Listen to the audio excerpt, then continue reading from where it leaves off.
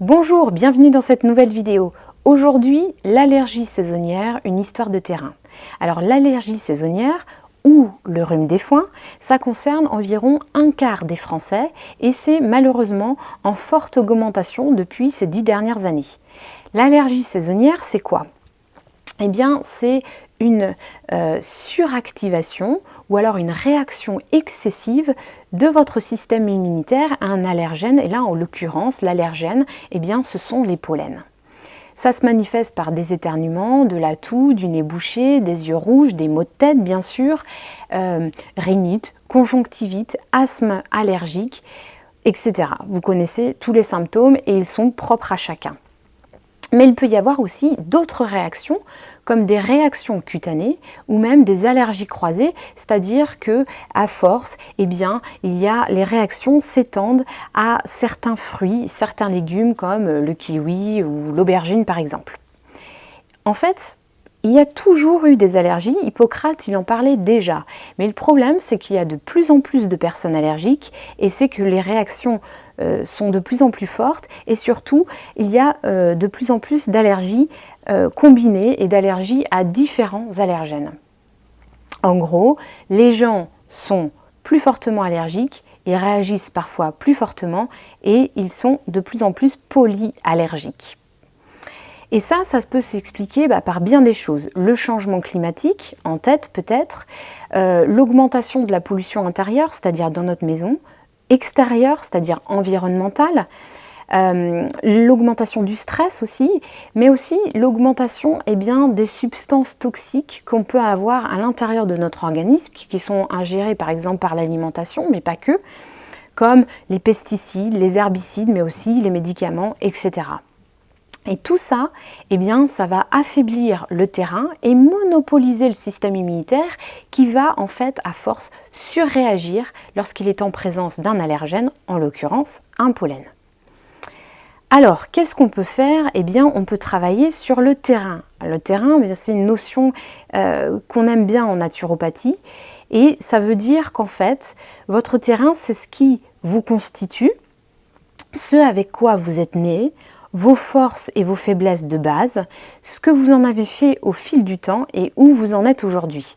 Alors ça paraît un peu abstrait, mais en fait, ça veut dire que vous êtes né avec un certain nombre de forces, de faiblesses, de potentiel, de potentialités, et par exemple avec une alimentation déséquilibrée, pas trop naturelle, beaucoup de stress, pas assez d'exercice physique, etc.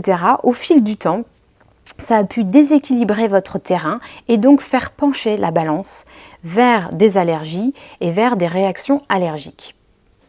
Donc concrètement, qu'est-ce que vous pouvez faire? La première chose, c'est rééquilibrer l'alimentation. Tout passe toujours par l'alimentation de toute façon, ça vous commencez à le savoir. Adopter une alimentation plus nutritive, ça sera la première chose.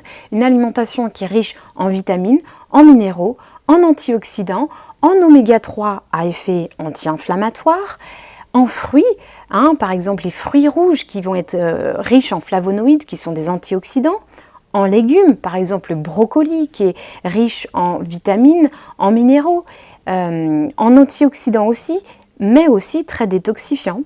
L'oignon aussi, on pourrait parler de lui, qui est riche en quercétine, car la quercétine va vraiment apaiser les allergies. Donc voilà, une alimentation plus nutritive, ça sera très important. Ensuite, une alimentation aussi plus alcaline, puisque dès lors que l'organisme est vraiment acidifié, il y a un terrain d'inflammation et donc potentiellement une suractivité du système immunitaire. Alors c'est vraiment important d'aller calmer l'inflammation. Ensuite, toujours sur l'alimentation, il faudra éviter à tout prix les aliments qui peuvent aggraver l'inflammation et aggraver les intolérances et donc impliquer le système immunitaire et potentiellement aggraver donc les allergies saisonnières. Donc ça varie d'une personne à l'autre, c'est selon la sensibilité, mais quand même, il y a les grandes lignes. En général, on parle des produits laitiers, du sucre, des aliments industriels et en général des aliments raffinés, c'est-à-dire qui contiennent plus de fibres. Et vous savez, les fibres, elles vont nourrir notre microbiote intestinal, l'ensemble des bactéries que nous avons au niveau des intestins. Et le microbiote, lui, il est très en lien avec le système immunitaire.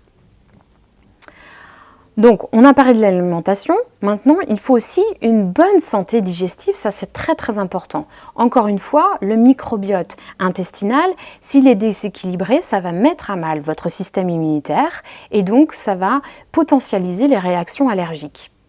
Pareil, s'il y a de l'inflammation au niveau digestif, je vous ai dit, l'inflammation est très néfaste au bon fonctionnement de votre système immunitaire. Donc là, ça peut être très intéressant en fait de vous faire accompagner par un professionnel de santé ou par un naturopathe pour aller rééquilibrer tout ça. Le 13e point très important en cas d'allergie saisonnière, ça va être d'aller regarder du côté du foie. C'est important d'avoir un foie qui détoxifie correctement, puisque un organisme qui est chargé de toxines ou de toxiques, il va avoir un système immunitaire qui est accaparé par ça et qui va avoir plus de réponses inadaptées. Et enfin, il y a aussi les plantes. Donc ça, il y a vraiment des plantes qui sont très intéressantes pour aller agir, calmer ou travailler sur le terrain lorsqu'il y a des allergies saisonnières, lorsqu'il y a du rhume des foins. Elles sont très intéressantes, je pouvais les citer, mais bien entendu, elles sont vraiment à adapter selon les cas, selon vous, selon vos spécificités. Il y a... et selon votre terrain, bien sûr. Il y a par exemple le plantain, l'ortie, le romarin, excellent pour le foie, l'extrait de quercétine, la réglisse, l'huile de nigel. Tout ça, ce sont des plantes qui vont être très intéressantes, mais qu'on va aller vraiment donner en fonction de vos particularités. Et plus généralement, on peut aussi travailler en micronutrition avec la vitamine D, la vitamine C, la phycocyanine également, le magnésium pour calmer aussi les réactions du corps et le stress bien entendu, les probiotiques qui vont agir sur le microbiote intestinal, les oméga 3, je vous le disais, qui ont un rôle important dans la régulation de l'inflammation, et bien sûr le curcuma, une plante absolument géniale pour aller travailler sur l'inflammation. Voilà, mais encore une fois, toutes ces plantes et la micronutrition, on va individualiser pour apporter un soutien et une aide qui est vraiment personnalisée en fonction de votre terrain et en fonction de vos besoins. Voilà, j'espère que ça vous a aidé. Merci et à bientôt pour une prochaine vidéo.